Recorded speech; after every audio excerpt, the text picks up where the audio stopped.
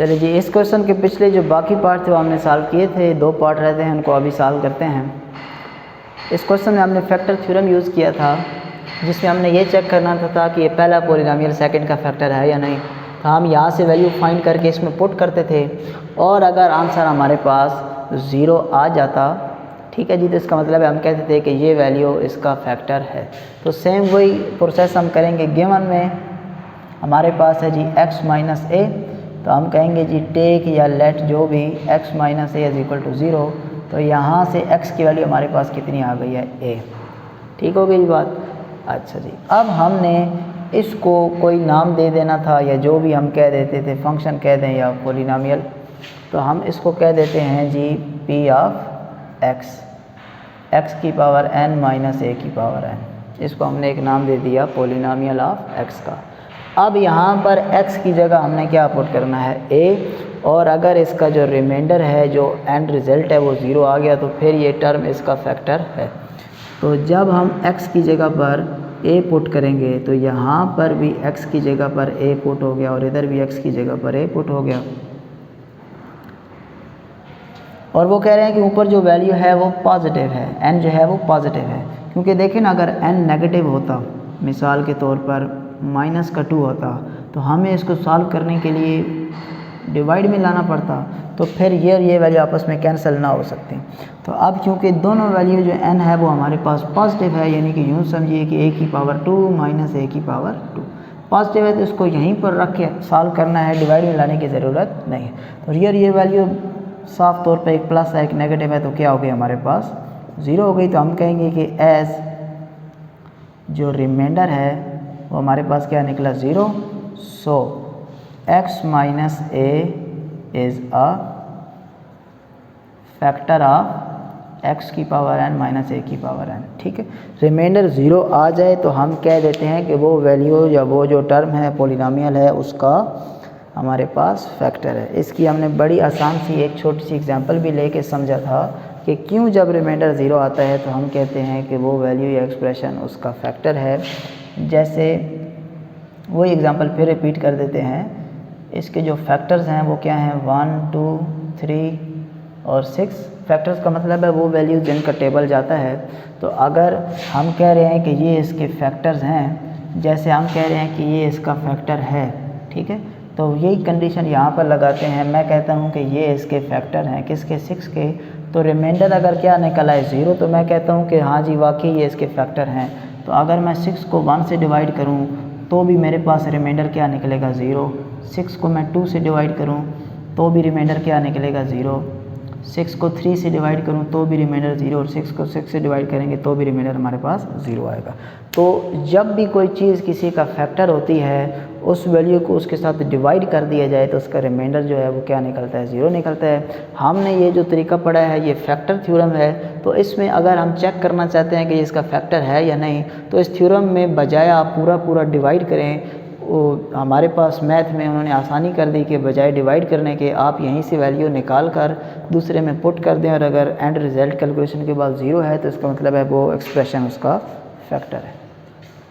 ठीक है जी, नंबर्स हों तो फिर हम उनको डिवाइड करके चेक कर लेंगे अगर कभी आपसे कोई क्वेश्चन पूछा जाए तो। अच्छा जी, अब सेम हमारे पास है जी पार्ट नंबर 9, x प्लस ए x की पावर n प्लस a की पावर n। हमने चेक करना है कि ये टर्म इसका फैक्टर है या नहीं, यानी कि यहाँ से वैल्यू निकाल कर यहाँ पर पुट करेंगे, एंड पे रिजल्ट 0 आ गया तो वो उसका फैक्टर है, वरना नहीं है। Where n is an odd integer।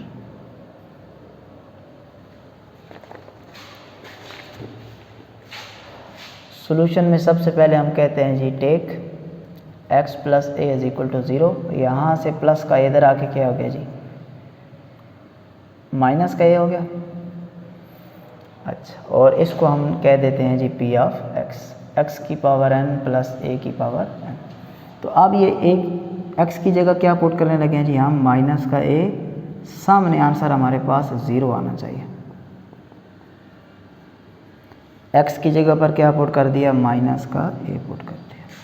अच्छा, अब यहाँ पर एक बात समझने वाली है, ये माइनस a है ना, तो माइनस के ऊपर एक दफ़ा मैं लिखता हूँ 2 और एक दफ़ा माइनस ए के ऊपर मैं लिखता हूँ 3।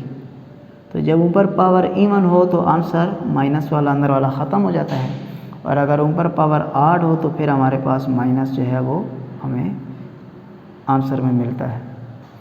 तो अगर यहाँ पर ये वैल्यू नेगेटिव की निकले तो ही ये वैल्यू प्लस वाली और नेगेटिव वाली कैंसिल हो जाएंगी, लेकिन अगर ये वैल्यू पॉजिटिव ही निकली तो फिर तो दोनों पॉजिटिव ऐड हो जाएंगी, तो आंसर तो ज़ीरो नहीं आएगा। अब इस कन्फ्यूजन को ख़त्म करने के लिए कि n हमारा इवन है या ऑड है, बुक वाले ने खुद ही कह दिया where n is an odd integer. ठीक है जी, ऑड का मतलब है कि उसकी पावर 1 हो सकती है, 3, 5, 7, 9 अप टू इसी तरह चलती रहेंगी। तो ऑड का मतलब है कि माइनस का साइन हो तो हमारे पास जो माइनस है वो अगले स्टेप में आता है। तो इसको माइनस ए की पावर n लिखेंगे और इसको ए की पावर n, तो अगले स्टेप में ये वैल्यूज़ कैंसिल, तो हमारे पास जो एंड रिज़ल्ट बना वो क्या बन गया, 0 बन गया। तो हम कहेंगे कि as remainder is 0 so x plus a is a factor of x की पावर n प्लस ए की पावर। ठीक हो गई बात। अच्छा, यहाँ पर ये फैक्टर थ्योरम वाले जो हमारे पास क्वेश्चन थे ये हमारे पास ख़त्म हो गए हैं, लेकिन ये कंसेप्ट आगे चल के जो क्वेश्चन नंबर 10 है, 11 है, 12 है उनमें भी यूज़ होंगे। और फिर उसके बाद हमारे पास एक प्रोसेस आएगा सिंथेटिक डिवीज़न, वो आप 10th क्लास में भी पढ़ चुके हैं, यहाँ पे भी वो कुछ क्वेश्चन में रिपीट होगा। चलो जी, इसके बाद जो है जी हमारे पास क्वेश्चन नंबर 10, उसकी स्टेटमेंट है कि when x power 4 plus 2x cube plus k x square plus 3 is divided by -2 divided by x minus 2, the remainder is 1.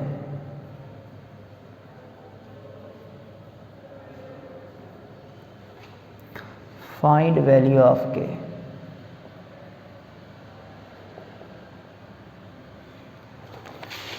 चलो जी, इस क्वेश्चन पे ध्यान देते हैं।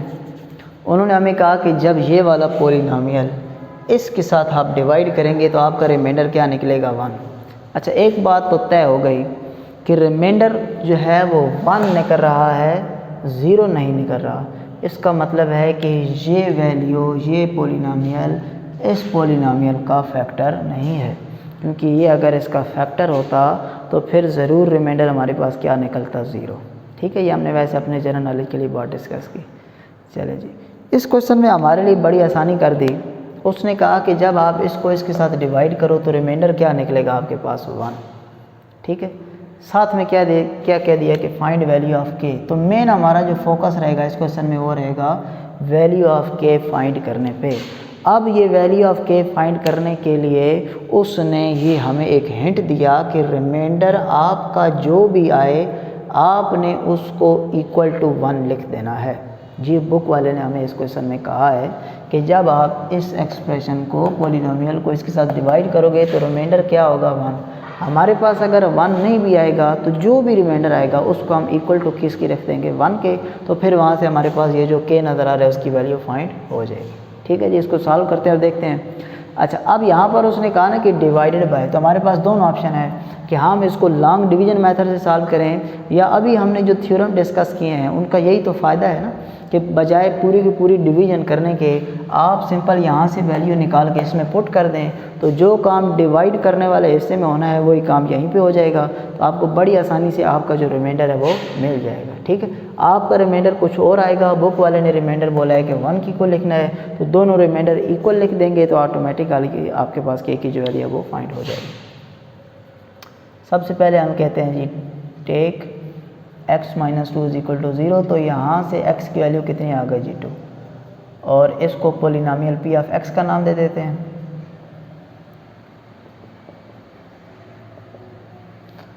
अब सिंपल x की जगह पर क्या पुट कर देते हैं हम, 2, तो 2 की पावर 4, 2 की पावर 3 2 की पावर 2 प्लस 3, 2 की पावर 4 हमारे पास कितना हो जाएगा जी 16, ये हमारे पास 8 हो गया, ये हमारे पास 4 हो गया।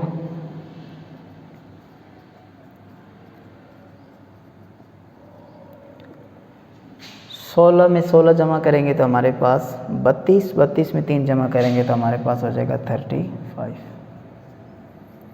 अच्छा, यहाँ पर जब ज़ीरो बचता था तो हम कहते थे कि ये जो पॉलिनॉमियल है इसका फैक्टर है। यहाँ पर हमारे पास जो अब रिमाइंडर बचा वो ये है, तो ये यही शो कर रहा है कि हमारे पास ये जो है ये इसका फैक्टर नहीं है। अच्छा, हमारा इस क्वेश्चन में मकसद ये देखना नहीं है कि ये इसका फैक्टर है या नहीं, हमारा मेन मकसद है के की वैल्यू फाइंड करना। तो यही हमारे पास रिमाइंडर निकलता है ना, जो यहाँ पर बचता है वो रिमाइंडर ही होता है 35 प्लस 4 के। तो हमारा रिमाइंडर ये आया है। बुक वाले के मुताबिक आप इसको हल करेंगे तो आपके पास रिमाइंडर क्या आएगा 1 आना चाहिए।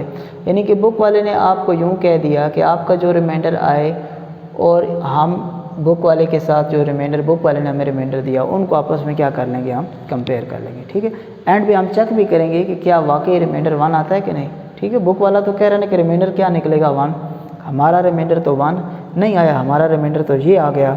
ये इसी वजह से आ रहा है क्योंकि हमें के की वैल्यू अभी तक मालूम नहीं है। अगर हमें के की वैल्यू मालूम हो गई, फिर हम के की वैल्यू यहाँ पर पुट करेंगे तो फिर हमारे पास रिमाइंडर ऑटोमेटिकली क्या निकलेगा 1 ही निकलेगा। ठीक है जी, अकॉर्डिंग टू हम कहते हैं जी गिवन कंडीशन,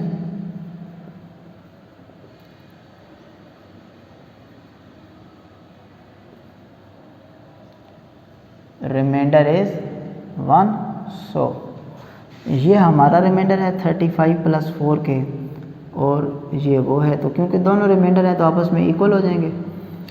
अच्छा जी, 4 के यहीं पर रह जाएगा, 35 उधर जाके क्या हो जाएगा जी माइनस, तो 4 के इज़ इक्वल टू माइनस का 34, 4 मल्टीप्लाई हो रहा है यहाँ पर आकर हो जाएगा डिवाइड, 2 का टेबल इस पे 2 टाइम और इस पे जाएगा 17 टाइम, तो के की वैल्यू क्या आ गई जी -17/2। ठीक है, क्वेश्चन हमारा सॉल्व हो गया है। वैल्यू हमने फाइंड करनी थी के की तो वो हमने फाइंड कर ली है। ठीक है जी, अब अगर हम ये सिर्फ अपने तौर पे चेक करना चाहें कि क्या वाकई हमारा जो आंसर है वो ठीक है या नहीं, क्योंकि बुक वाले के मुताबिक रिमाइंडर क्या होना चाहिए 1 होना चाहिए, तो के की वैल्यू अगर मैं यहाँ पर पुट करूँ क्या -17/2, तो अज्यूम कीजिए यहाँ पर मौजूद है -17/2, -17/2, तो 2 का टेबल इस पर 2 टाइम और 17 को 2 से मल्टीप्लाई करेंगे तो आपके पास कितना हो जाएगा जी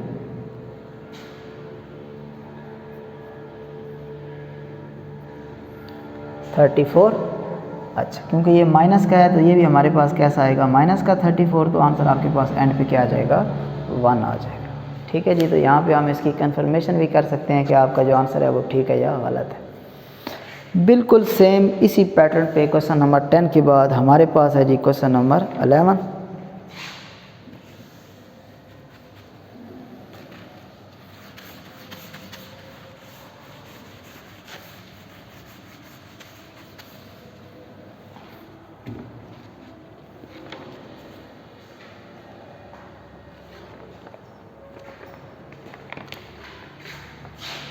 क्वेश्चन नंबर 11 में कह रहे हैं कि जी 1 the polynomial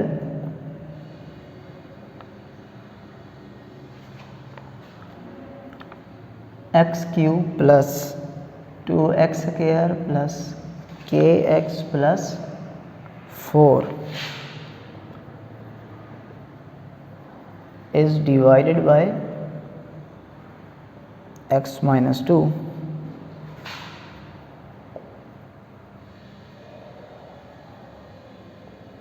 the remainder is 14।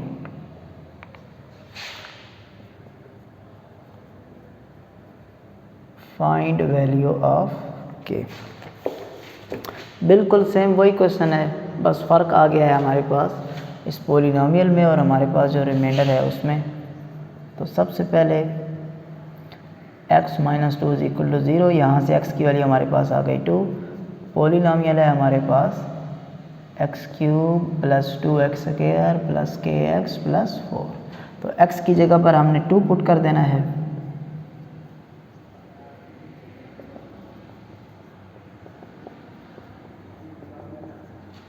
2 का क्यूब 8 हो गया, 2 का स्क्वायर 4 हो गया, प्लस 2k प्लस 4।